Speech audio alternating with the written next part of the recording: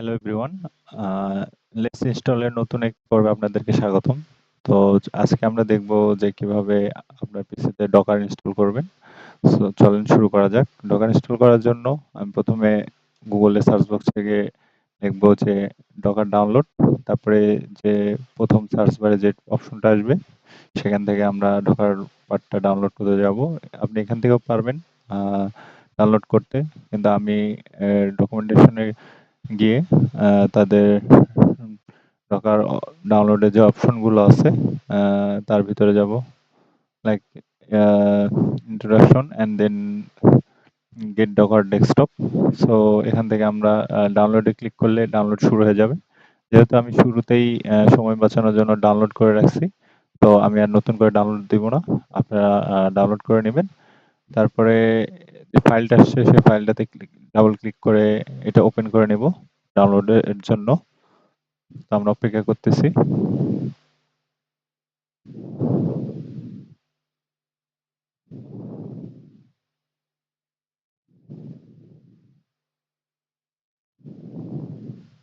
এটা একটু সময় নিচ্ছে।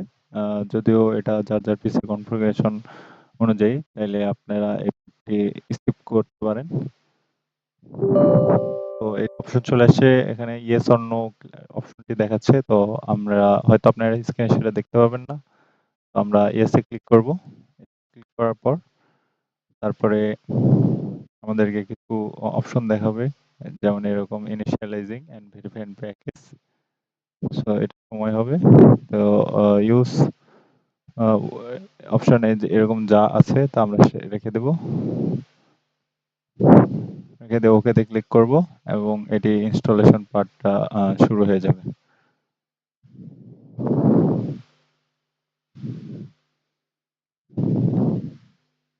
So, তো আমরা অপেক্ষা করি, একটু সময় নেয়, যতক্ষণ এটা সময় নেয়।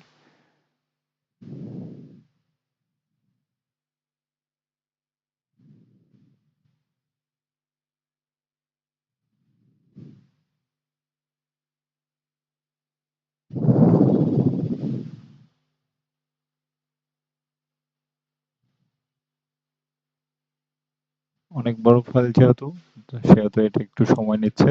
আমরা অপেক্ষা করি।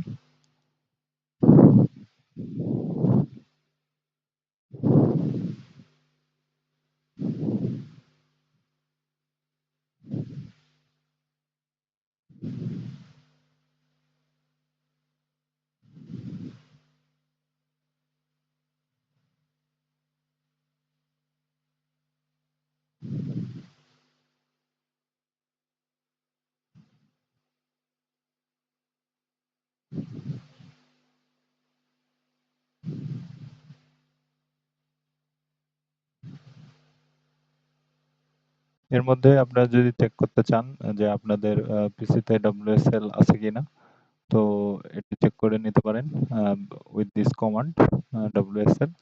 আর যদি WSL না থাকে তো আপনারা ইনস্টল করে নেবেন।